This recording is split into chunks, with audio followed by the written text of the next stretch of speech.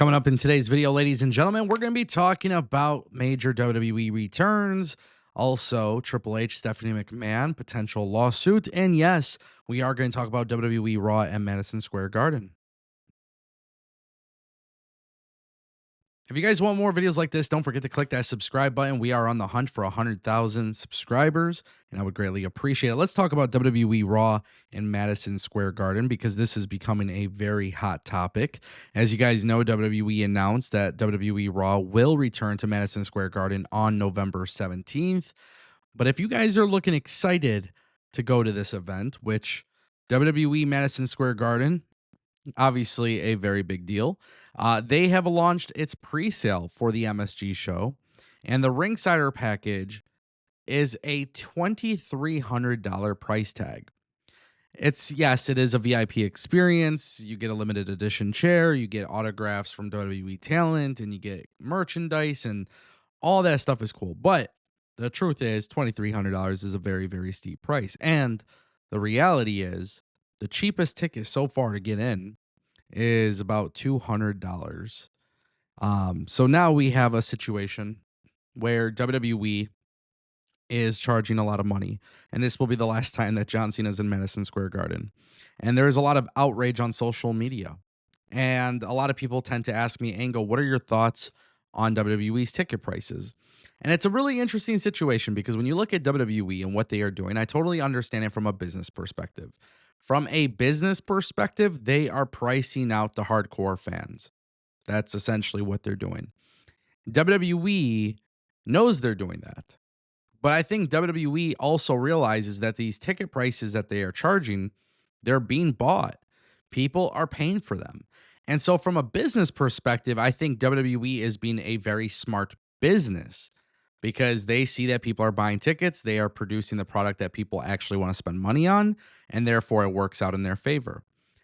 Now, as a consumer, of course, I don't really think it's smart business, but I understand it.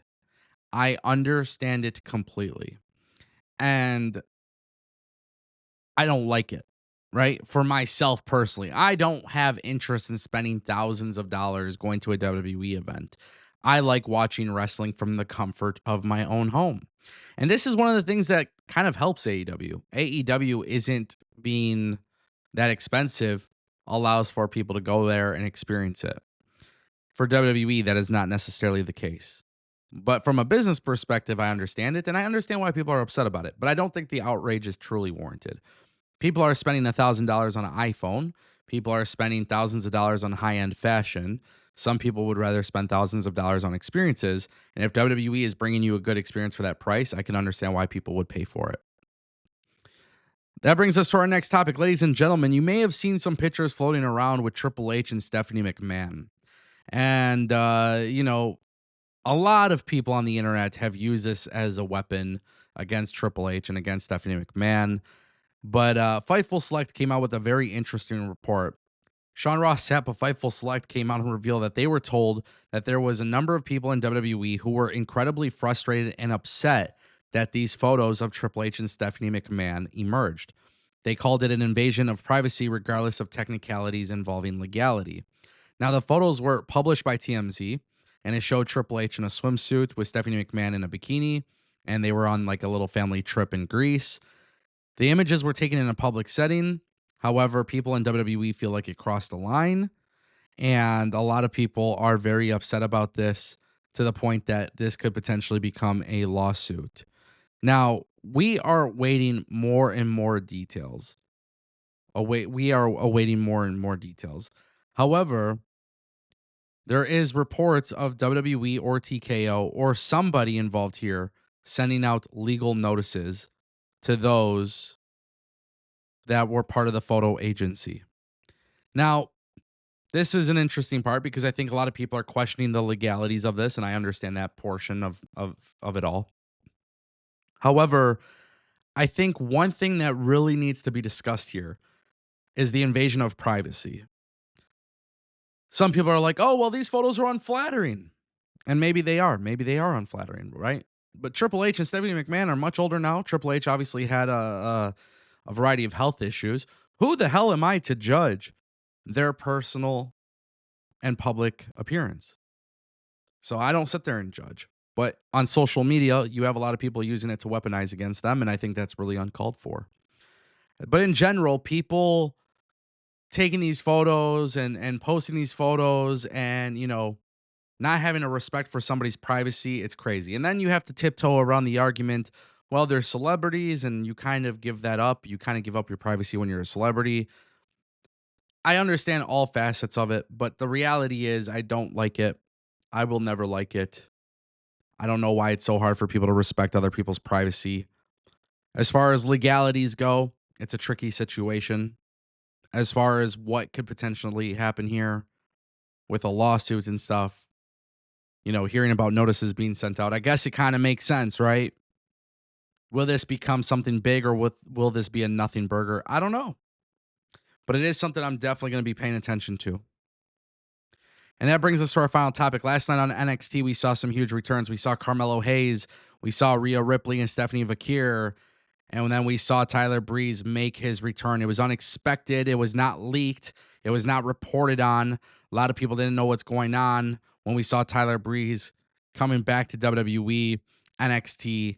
And it was crazy because, as you could tell, there's people from all different eras of NXT returning to the show. Why did Tyler Breeze come back to WWE? Well, obviously, WWE is setting up NXT Homecoming, which takes place at Full Sail. Tyler Breeze, though, a lot of people may have not known this, but Tyler Breeze has been under some sort of agreement with WWE because WWE had utilized Tyler Breeze.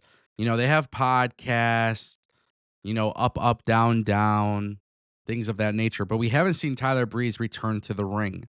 And of course, with Tyler Breeze making his unexpected return, and we know that he's going after Ethan Page, there is a lot of excitement there. The best part about this is that there's more and more news coming out that more returns are happening. Is this a one-off for Tyler Breeze? I think it is. Should it be a one-off for Tyler Breeze? Probably not. But the idea that WWE is bringing back more talent is never a bad thing. The more jobs that people have is always a better thing. The fact that people can actually, be on TV is a good thing. Look, Tyler Breeze is not coming back to be world champion. Tyler Breeze isn't coming back to be the top guy in WWE. But an opportunity like this is perfect for Tyler Breeze. Tyler Breeze is always going to be a fan favorite. Sometimes I feel like Tyler Breeze got really lucky, especially the stuff with him and Fandango being on NXT. I just feel like it always worked out more in his favor. So, woo! I'm excited about this, man. I'm excited. I like Tyler Breeze. I'm a huge fan of Tyler Breeze. Seeing him being back is cool. Rhea Ripley being back in NXT was cool. Carmelo Hayes being back in NXT was cool. This is what it's all about, man. More returns on the way. Don't be shocked if we start getting more surprises, especially at NXT Homecoming. You have to wonder what's next. Ladies and gentlemen, that's the Ango Show.